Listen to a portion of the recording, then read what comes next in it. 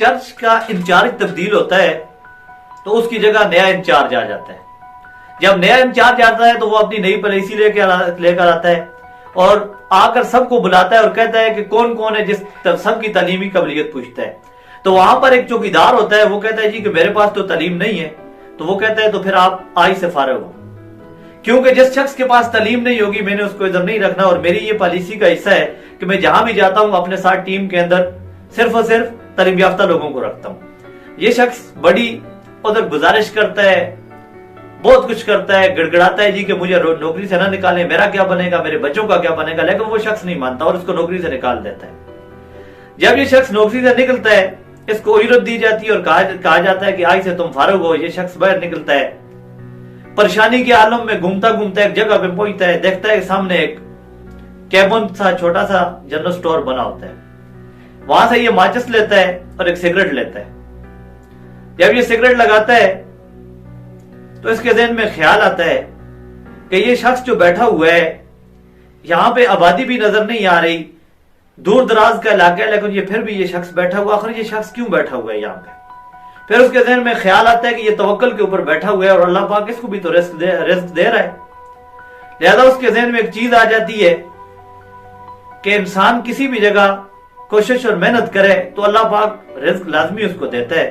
وہ شخص اپنی اجرت کے پیسوں سے اسی طریقے سے ماچس اور سگریٹ لے لیتا ہے اور جگہ جگہ گھوم پھر کر بیچنے لگ جاتا ہے, یہاں تک کہ اس کو اتنے پیسے ہو جاتے ہیں کہ وہ ایک دکان بنا لیتا ہے, پھر ایک دکان سے دوسری دکان, تیسری دکان, پھر وہ مارکیٹ بنا لیتا ہے. پھر اس کا شمار شہر کے بڑے بڑے تاجروں میں ہوتا ہے. اور پھر ایک دن ایک بینک کے کچھ لوگ اس کے پاس آتے ہیں اور کہتے ہیں کہ ہمارے لیے خوشی ہوگی کہ آپ ہمارے بینک میں اکاؤنٹ بنا لیں. وہ شخص کہتا ہے ٹھیک ہے, مگر میری ایک شرط ہے. انہوں نے کہا بتائیں جی آپ کی کیا شرط ہے. اس نے کہا جی کہ میں سگنیچر نہیں کروں گا. انہوں نے کہا ٹھیک ہے, آپ سگنیچر نہ کریں, آپ انگوٹھا لگا لیں. اس طریقے سے وہ بزنس بینک کے ساتھ اس نے شروع کر دیا. جو پہلے دکانوں مارکیٹوں کا تھا, پھر وہ بینک کے ساتھ کاروبار کرنا اس نے شروع کر لیا. پھر وہ ایک وقت ایسا آتا ہے کہ وہ بینک کا سب سے بہترین کسٹمر بن جاتا ہے سال کا. وہ ایک ایوارڈ شو کرتے ہیں جس میں لوگوں کو بلاتے ہیں, بزنس مین کو بلاتے ہیں, میڈیا بلاتے ہیں اور ان کے سامنے اس کو ایوارڈ دیتے ہیں. وہ شخص جب ایوارڈ وصول کرتا ہے تو ایک شخص اس کو کہتا ہے کہ سر جی آپ مجھے یہ بتائیں کہ جب ہم آپ کے پاس گئے تھے تو آپ نے ایک شرط رکھی تھی, اور جتنے بھی امیر لوگ ہوتے ہیں وہ کوئی نہ کوئی شرائط رکھتے ہیں اپنی, اور وہ مختلف قسم کی شرائطیں ہوتی ہیں. آپ نے بھی شرط رکھی تھی کہ میں سائن نہیں کروں گا چیک بک پہ, کسی بھی چیز پہ. یہ آپ نے کیوں کہا تھا؟